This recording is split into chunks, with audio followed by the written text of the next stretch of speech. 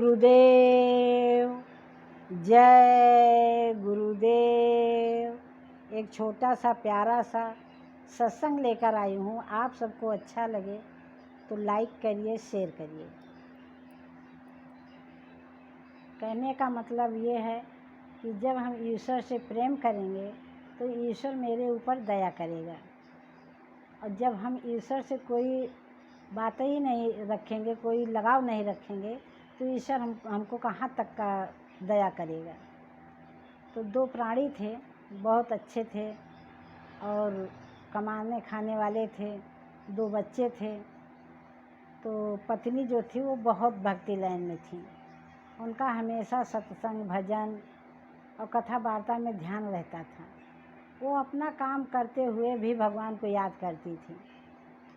एक दिन ऐसे ही बीता, कहीं कथा वथा होता, भाव भजन होता, तो वो टाइम निकाल के वहाँ पर जाती थी। एक दिन बगल में भागवत बैठी थी और उनका कुछ तबीयत खराब था, तो अपने पति से बोली कि सुनिए, आज आप हाफ टाइम काम कर लीजिएगा, हाफ टाइम से छुट्टी कर दीजिएगा और आप जाके कथा सुनिए। तो आदमी ने बोला ठीक है भाई, हम ही सुनी आएंगे। अच्छा, तो होते करते जब कथा स्टार्ट हुई तो कुछ देर के बाद पति के पीछे पड़ी कि नहीं आप जाइए, आप जाइए। तो पति वहाँ पर चले गए। तो पब्लिक जा रही थी, वहाँ पर इकट्ठा हो रही थी। तो पंडित जी ने कहा आइए आइए आइए।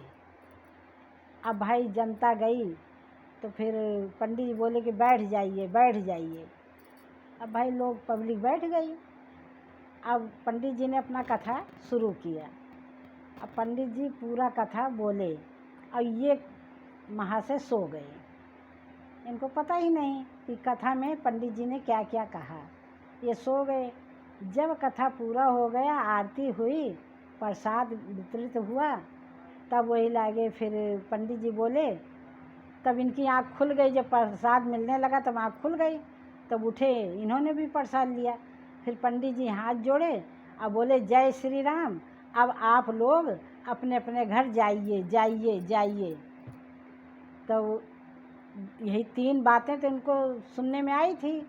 जब ये पहुँचे तो पंडित जी ने बोले कि आइए आइए, और फिर कहे कि बैठिए बैठिए, और बाद में बोले कि जाइए जाइए। तो यही तीन चीज़ इनको समझ में आई थी, बाकी सो गए थे। अब ये अपने घर आए तो अब इनकी पत्नी सोच रही कि जल्दी जल्दी सारा काम कर लें और फिर अपने पति से पूछें कि आज पंडित जी ने क्या क्या सुनाया कथा में। अब जल्दी जल्दी भोजन तैयार किए, चौका झाड़ू करके, फिर पति को भोजन करा के, और गर्मी का सीजन था तो छत के ऊपर पलंगा बिछा के, और पति से बोली कि आप चलिए लेटिए, हम आ रहे हैं। फिर पति लेट गए। फिर ये पहुंची तो उनका पैर दबाने लगी। अब पूछ रही कि आज आप बताइए कि पंडित जी ने कथा में क्या सुनाया। मेरा दिल उसी में लगा है सुनने के लिए, आप बताइए। अब पंडित जी उठकर, वो उनके पति देव उठ के बैठ गए। तो जब ये उठ के बैठ गए तो इन्हीं के घर में चोरी करने के लिए चोर आ रहे थे।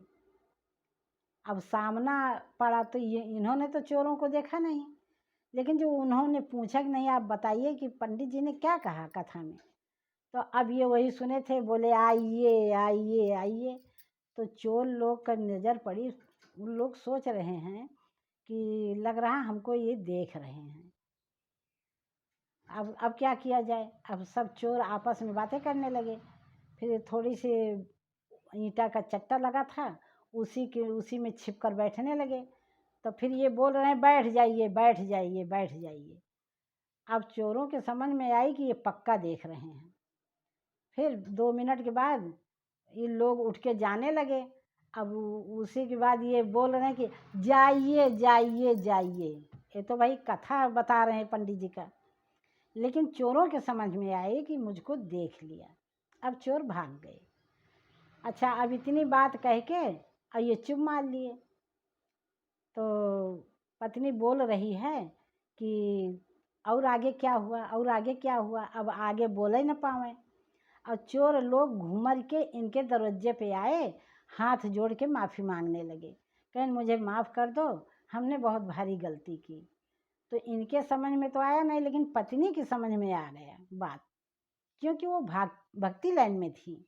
उनका हमेशा भाव भजन और ज्ञान में ही दिमाग लगता था, वो इधर उधर के बातों में नहीं फंसती थी। तो उनको समझ में आ गया कि ये चोर मेरे ही घर में चोरी करने आ रहे थे। आज हमारे पति अगर कथा सुनने न जाते और ये 3 शब्द न सुने होते तो आज मेरे घर में चोरी पक्का हो जाता। अब ये नीचे उतरी, दरवाज़ा खोली, अब वो चोर माफ़ी मांगने लगे। कहीं बेटा कोई बात नहीं, गलतियाँ सबसे होती है, लेकिन आज से आप लोग सुधर जाइए, आप लोग भी भाव भजन करिए, भगवान का ध्यान करिए, जिससे आपका कल्याण हो और आपको चोरी चमारी न करनी पड़े। तो कहते हैं कि आशीर्वाद मिले बड़ों से, सहयोग मिले आपसे, प्यार मिले जग से, दौलत मिले रब से, यही दुआ है दिल से। बोलो जय